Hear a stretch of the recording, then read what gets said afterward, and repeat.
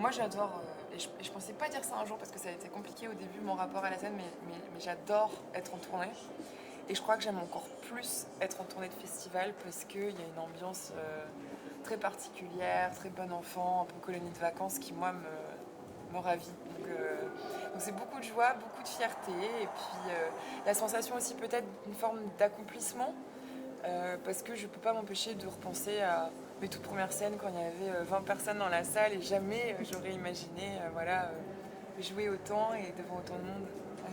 Quand vous parlez de ce rapport compliqué à la scène, comment vous avez géré ça justement C'est une bonne question. Bah, déjà, j'ai vieilli.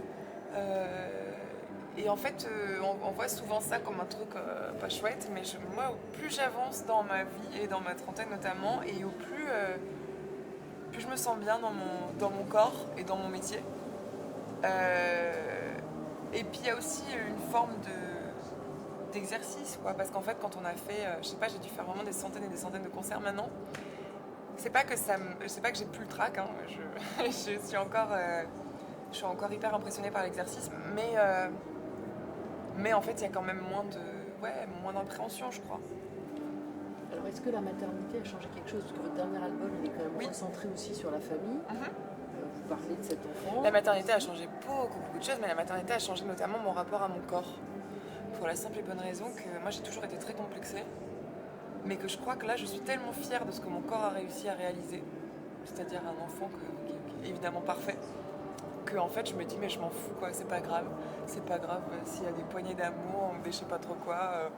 En fait, je sais pas, je trouve ça important d'en parler et je suis très fière de véhiculer ce discours-là.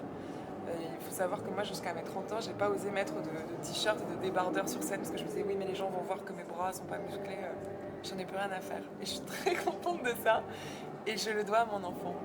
Voilà. C'est magnifique, Ouais. c'est une belle déclaration d'amour. Voilà, grâce à lui, je peux montrer mes bras. C'est quand même fou ce chemin qu'il faut faire dans une vie avant d'enfin se traiter avec autant de respect qu'on traite les autres. C'est fou, hein. De bienveillance. Et de bienveillance. Alors vous avez aussi certains engagements aussi avec notamment la Maison des Femmes. Oui. Alors je vous demande ça parce qu'on a rencontré des jeunes artistes cet après-midi qui sont Ouais. aussi dans cet engagement-là. De plus en plus d'artistes, et particulièrement d'artistes femmes, disent des choses sur cette question-là et pour que ça s'arrête, quoi, en fait. Ouais.